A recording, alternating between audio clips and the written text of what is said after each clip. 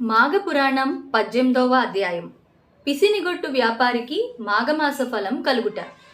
వశిష్ఠ మహర్షి దిలీపునకు పార్వతీదేవితో పరమేశ్వరుడు చెప్పిన పిసినారి వృత్తాంతమును ఇట్లు తెలియజేసెను. పార్వతి, చాలా కాలం క్రిందట దక్షిణ ప్రాంతమందలి వాడయను నామము గల పెద్ద పల్లెయుండును. అందొక బంగారు శెట్టి అను వైశ్యుడొకడు ఉండెను. అతని భార్య పేరు తాయారమ్మ.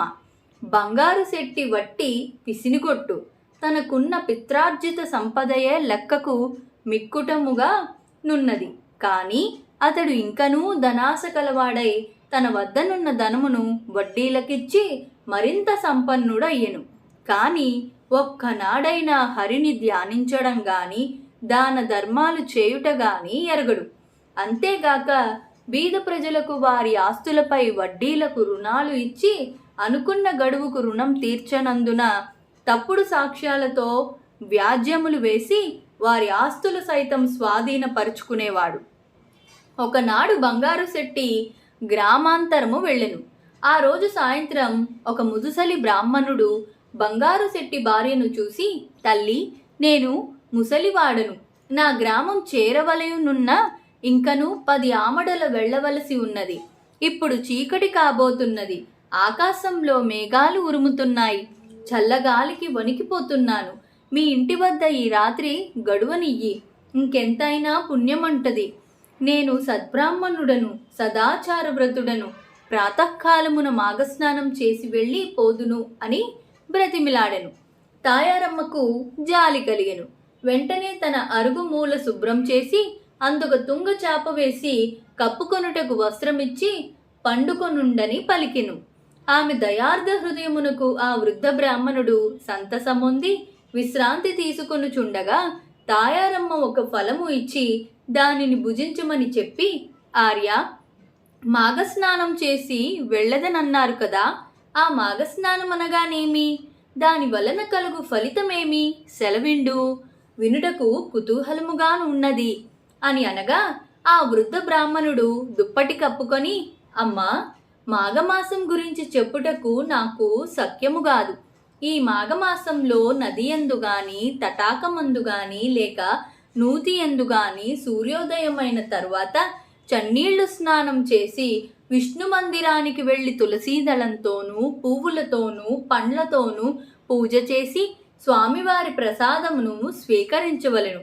తరువాత మాఘపురాణం పఠించవలెను.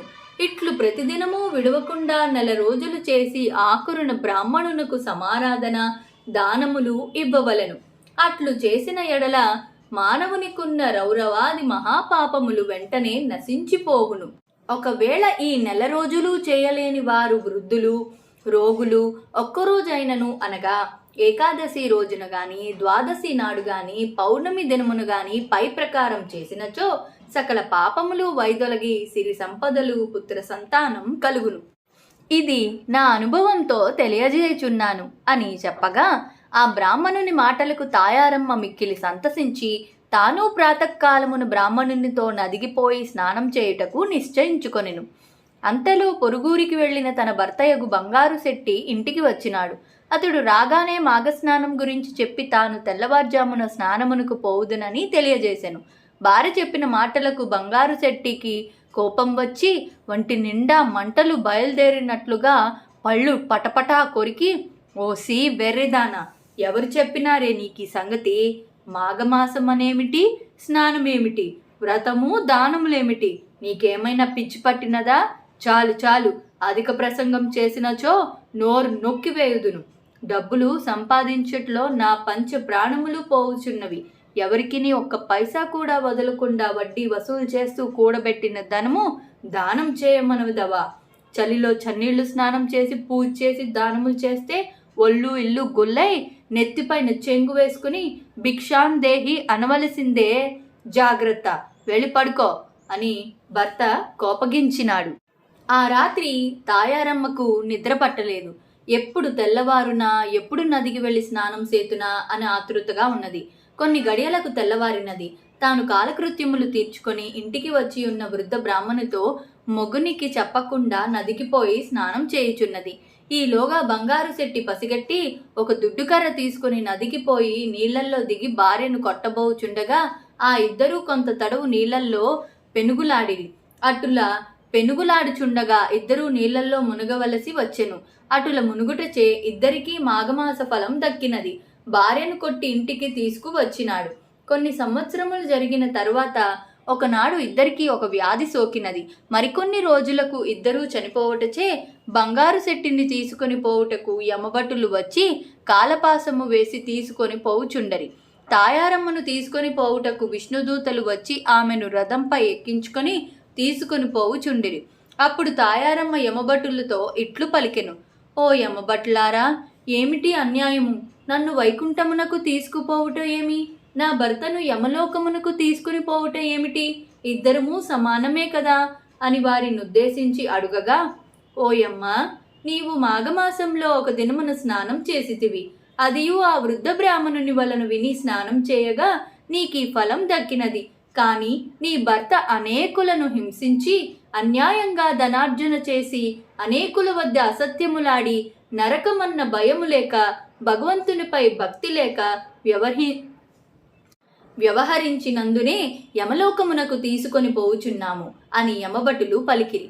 ఆమె మరల వారినిట్లు ప్రశ్నించెను, నేను ఒకే ఒక దినమున స్నానం చేసినందున పుణ్యఫలం కలిగినప్పుడు నన్ను కొట్టుచూ నాతో నా భర్త కూడా నీట మునిగినాడు కదా, శిక్షించటులో ఇంత వ్యత్యాసమేల కలిగెను అని అనగా ఆ యమభటులకు సంశయం కలిగి ఏమీయూ తోచక చిత్రగుప్తుని వద్దకు వెళ్ళి జరిగిన సంగతి ఆమె వేసిన ప్రశ్నలు తెలియజేసిరి. చిత్రగుప్తుడును వారి ఇద్దరి పాపపుణ్యములు పట్టిక చూడగా ఇద్దరికీ సమానమైన పుణ్యఫలము రాసి ఉన్నది. జరిగిన పొరపాటునకు చిత్రగుప్తుడు విచారించి బంగారు శెట్టిని కూడా వైకుంఠమునకు తీసుకొని పొమ్మని విష్ణు దూతలతో చెప్పెను. విష్ణులోకమునకు ముందుగా వెళ్ళియున్న తాయారమ్మ భర్త గతి ఏమయ్యను అని ఆతృతతో ఉండగా బంగారు శెట్టిని పుష్పక విమానం మీద తెచ్చి వైకుంఠంలో విడిచిరి. భార్యాభర్తలిద్దరూ మిక్కిలి సంతసమందిరి. రాజా, వింటివా? భార్య వల్ల భర్తకు కూడా ఎటుల మోక్షం కలిగెనో. భర్త దుర్మార్గుడై పిసినిగొట్టుగా వ్యవహరించినను భార్య యథాలాపంగా ఒక్కరోజు మాఘస్నానం చేసినందున ఇద్దరికీ వైకుంఠ ప్రాప్తి కలిగినది కదా. కనుక మాఘస్నానం 4 రోజులు చేసినచో మరింత మోక్షదాయకం అగునట్టులో సందేహం లేదు. మాఘపురాణం 18వ అధ్యాయం సంపూర్ణం. జై శ్రీరామ్.